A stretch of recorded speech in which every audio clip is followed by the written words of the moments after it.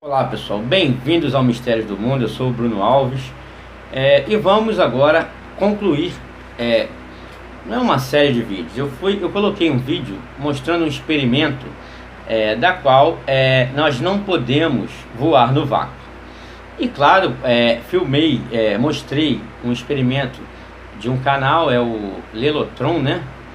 E ele fazia um experimento com um drone, quando ele removia o ar de dentro de um recipiente, o drone ele não conseguia mais voar.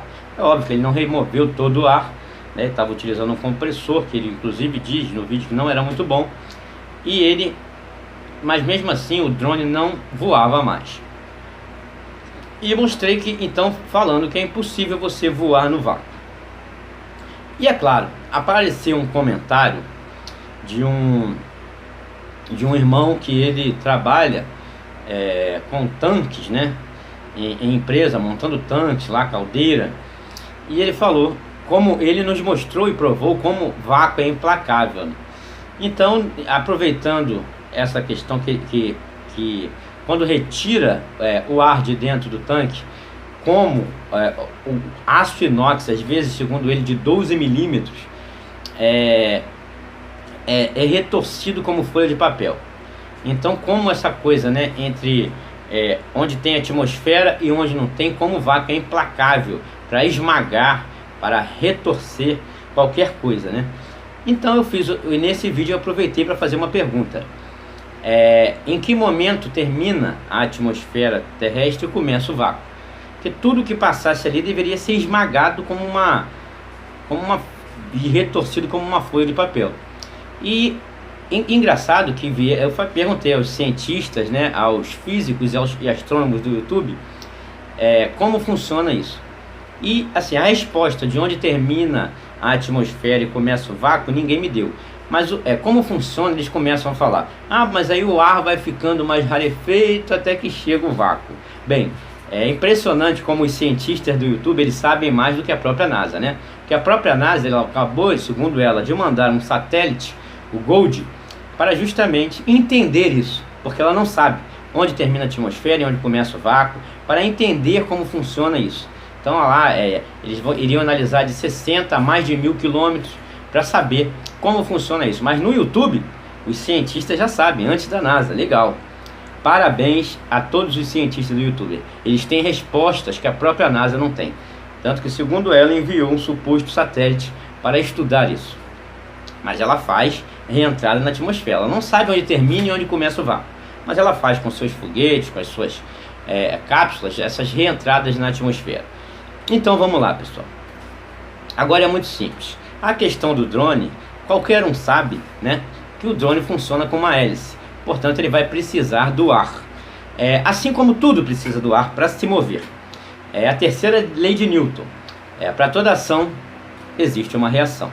Então um foguete, um avião, quando ele está lá no voo, ele utiliza as suas turbinas contra o ar para poder fazer ele se movimentar.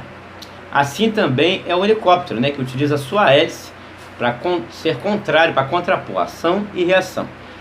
Assim também quando você tem aqueles motores que funcionam na água, ali vai ser ação e reação, não do ar, mas da água, né? Aqueles motores que aqueles caras andam lá no mar, dentro do oceano, dentro do mar, os mergulhadores, já viu? Aqueles aparelhos têm uma hélice e vai empurrando a água e o cara se movimenta. Assim também com motores de barco, né? Barquinho, vai lá, as hélices do navio, ele empurra a água aí. Então é preciso que exista alguma massa para você empurrar, para você quando realizar a ação, você ter a reação dessa massa, para poder funcionar. É muito simples. Assim também quando você anda, quando você caminha, é outro exemplo. Você está caminhando, você está empurrando o chão para trás. Então o seu corpo está utilizando a ação de empurrar o chão para trás, e você tem a reação de você ser empurrado para frente. Então é a terceira lei de Newton. E assim funcionam os foguetes aqui. Porque o combustível que é queimado lá, ele é empurrado para baixo, primeiramente para o lançamento em direção ao próprio chão, que vai fazer com que o foguete suba, porque ao empurrar aquele combustível, seja líquido, seja sólido, seja lá o que for, ele quando empurrar, aquela força, o chão vai gerar uma reação contra aquela, e vai fazer com que o foguete suba.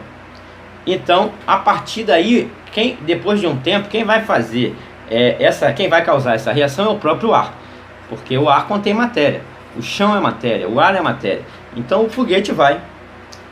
Mas só que quando essa matéria acaba, porque o vácuo é justamente a ausência de matéria. E quando essa matéria acaba, como faz? Hein? Isso contrapõe a terceira lei de Newton. Por quê? Se a propulsão não funciona no vácuo. E eu digo por quê? Porque por mais que você realize uma ação, porque muita gente alega que não tem oxigênio lá para queimar, independente, mas eles dizem que o foguete leva o seu oxigênio, seja lá o que for, que nem às vezes nem precisa utilizar oxigênio, tem outras formas de queimar o combustível. Beleza, dentro do foguete, dentro do que tiver lá. Beleza, ninguém tem dúvida disso que pode acontecer.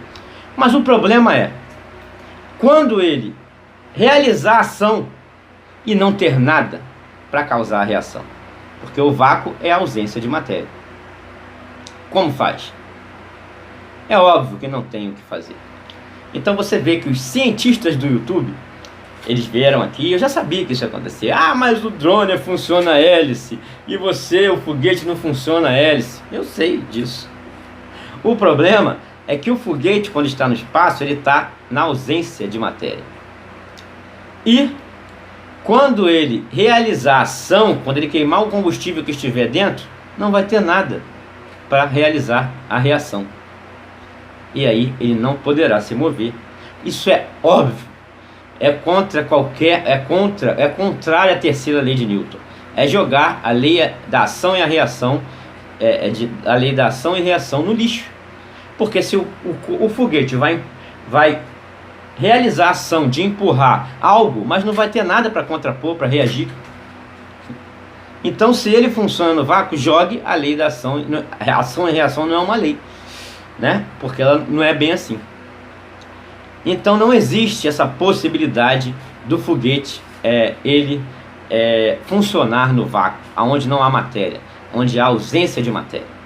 E o nosso amigo Amilar, ele deixou bem claro que quando você remove o ar de um recipiente, seja ele de aço inox, seja que ele tenha 12 milímetros, o vácuo é implacável. Ele retorce como se fosse folha de papel. E assim seria a viagem do homem ao espaço.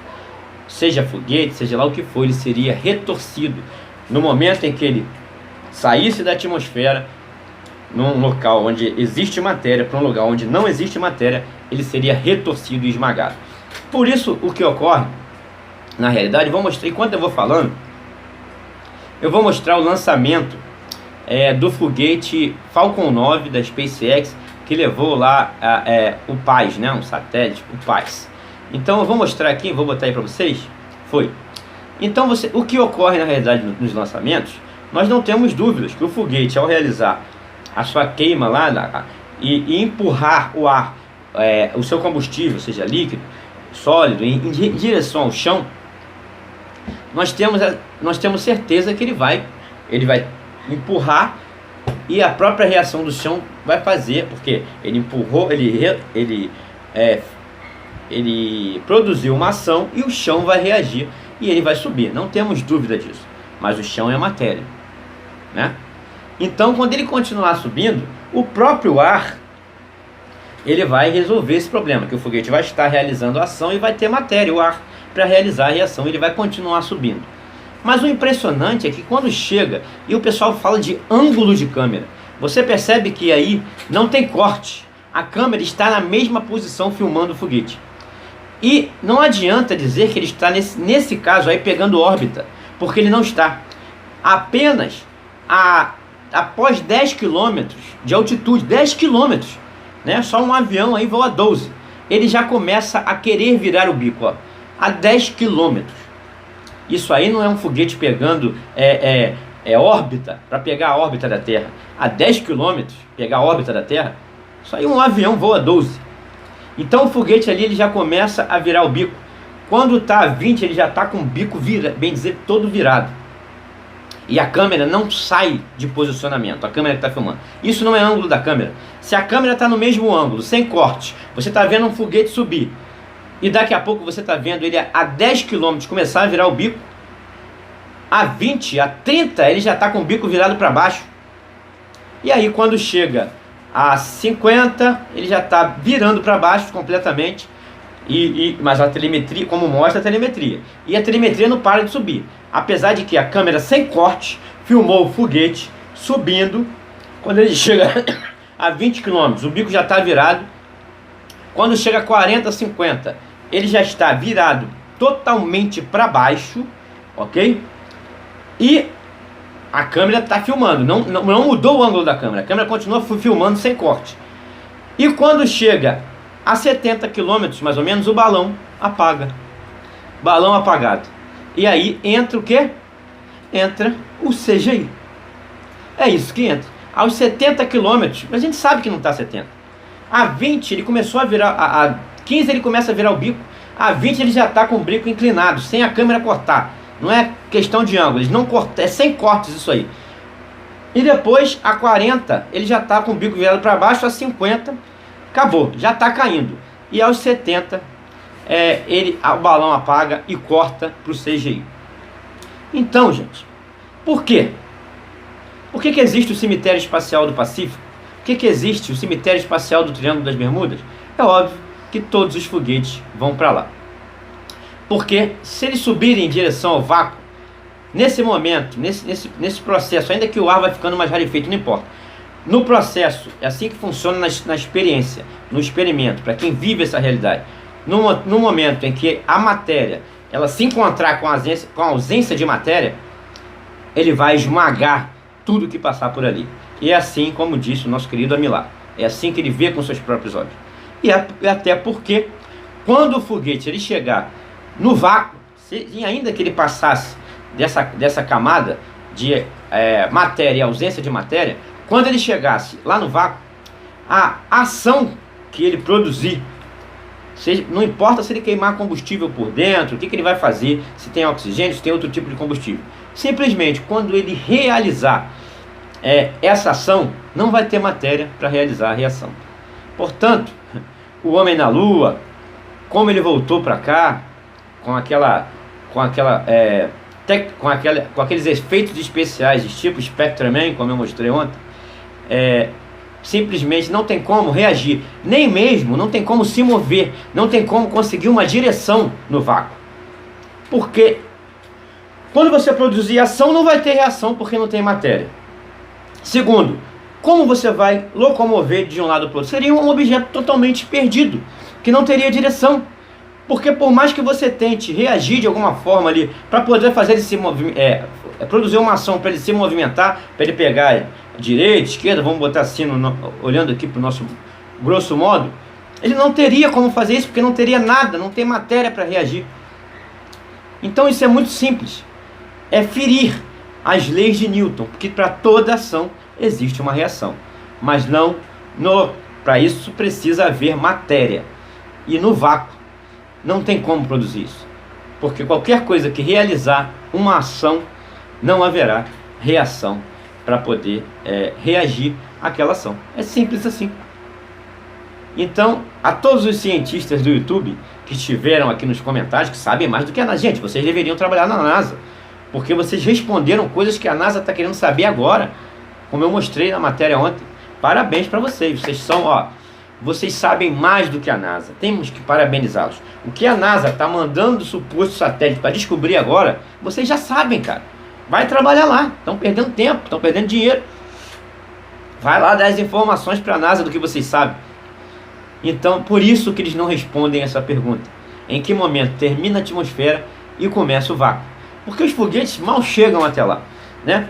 Então, na realidade, eles não sabem essa pergunta porque nem a NASA sabe, e eles vão ter que dizer como funciona isso. Sem uma barreira física para separar isso, nossa atmosfera é alta, né? A gente tem a ionosfera e tudo mais, que pode ir até os seus milhares de quilômetros, não tem problema. Mas quando acabar essa matéria, quando acabar, se existisse o vácuo, o espaço infinito realmente, nós seríamos totalmente sugados por ele. Essa é a realidade. Então, o vácuo é o espaço infinito. Olha a força que teria isso para nos sugar, sugaria a nossa atmosfera, sugaríamos todos nós. Então, na realidade, isso é uma péssima, e tudo que fosse para lá, que produzisse uma ação, não teria uma reação, né? Você pode empurrar o que for dentro do foguete, você pode queimar dentro do foguete, não discordo, que você poderia fazer. Mas aqui você tem o chão para empurrar ele, a força para ele subir. Você tem o ar para continuar empurrando. Mas lá, seria empurrar o quê? Você poderia tentar empurrar, mas não teria nada, matéria para reagir. Então é impossível propulsão no espaço. Ok, pessoal? É isso. Estaremos juntos, estaremos sempre juntos em busca da verdade. Mais uma vez, os cientistas do YouTube, que sabem mais do que a NASA, vieram aqui e arrasaram nos comentários. Parabéns! Vocês sabem justamente como funciona a atmosfera, a separação entre o vácuo. Ninguém respondeu em que altitude, mas todo mundo sabia mais ou menos como funcionava, apesar da NASA ter enviado um suposto satélite agora para tentar descobrir isso, né? A gente sabe como funcionam os satélites, são balões, mas na realidade o que a NASA tenha mandado não importa, para tentar descobrir isso. O importante é que ela não sabe, mas os cientistas do YouTube já sabem. Parabéns para vocês. Então é isso, gente. Estaremos sempre juntos em busca da verdade, mistérios do mundo, conteúdo original. É nessa hora que o Globaloid chora e Mamãe não vê. Tamo junto.